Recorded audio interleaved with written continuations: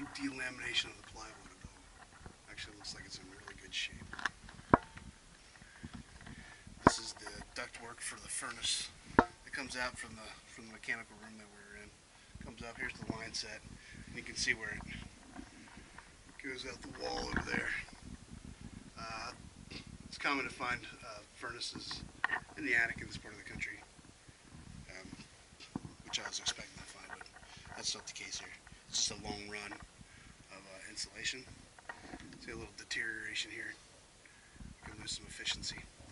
You can also note that there's barely any insulation up here in the attic. If this were my home, I definitely want to add insulation in here.